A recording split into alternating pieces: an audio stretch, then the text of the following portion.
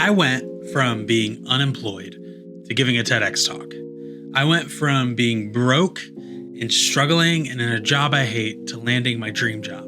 I went from zero online presence to building a successful blog, a successful podcast, and then pivoting now into a YouTube channel with over 1,200 subscribers, a thriving email list with over a 50% read, which is way above average for my niche, and friends, selling my products and services and earning money. How was I able to do all of that? Simple. I set the right goals. By setting the right goals, you can achieve more than you think you can. Here's the problem, and here's what tends to happen right now in December, is that people are thinking about the new year.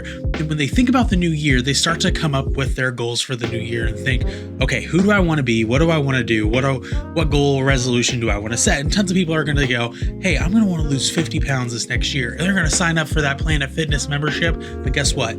They're going to go for 3 weeks and then be done, and maybe go 6 months later one time and then never go again. This is a continual problem, right? For majority of Americans, 90% of Americans struggle with this very thing because they set the wrong goals. But if you want to finish, you need to actually set the right goals. And I wish I could take credit for this methodology or this idea, but I can't.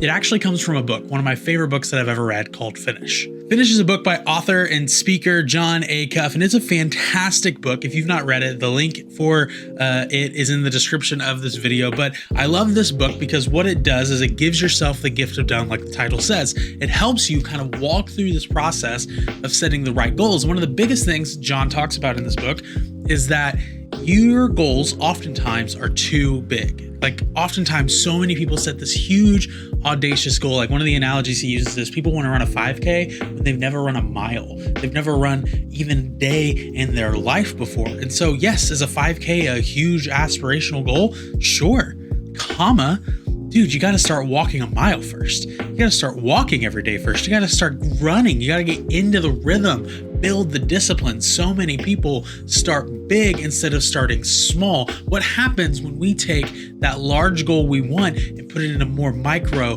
tangible action steps for us to succeed this year, right? In 2024, I want to earn 100K for my business. That's my big goal.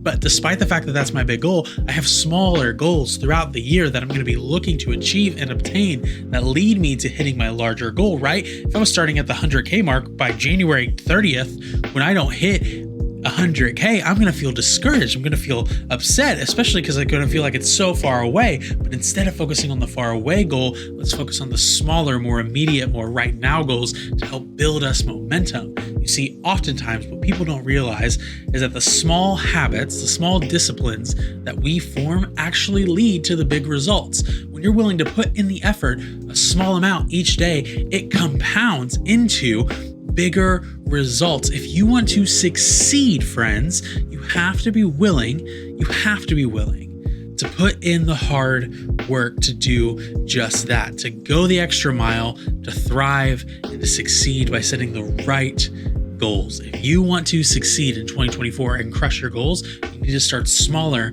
rather than starting bigger. So tangible action step. You maybe have like 28 days this month after we take away a couple of days for the holidays, 27, 25. And with that being said, what can you do in these next 25 days to prep yourself for success in 2024? That's the big question you have to ask yourself. For me, the big thing I'm doing is I'm getting my products finalized for January. I'm getting my stuff, my content kind of laid out on a map so that I am successful. I'm working on recording a mass amount of videos so that I can be ready to go and hit the ground running on January 1. I don't want to be struggling or frustrated or thinking, oh man, I got to do this, and this. No, I'm going to work now intentionally to start building my business towards what I want to do over these next 30 days. And you can do just that too, right? You don't have to wait for January 1 to get into the gym if you want to lose 50 pounds this next year. No, if you want to lose 50 pounds, dude, just start walking every day. I want to walk around your neighborhood every day. If you can't afford the gym membership right now, just go take a minute, like a mile walk. Like it's all you have to do, right? Start now and start small and use those small skills to compound into what you want to do. For the freelancer, right?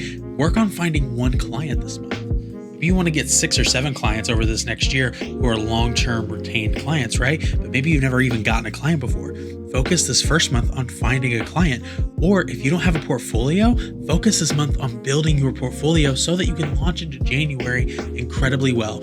You don't have to wait to succeed. You just have to put in the effort. And hey, if you want to keep learning and putting in the effort, do yourself a favor and click right here to do just that.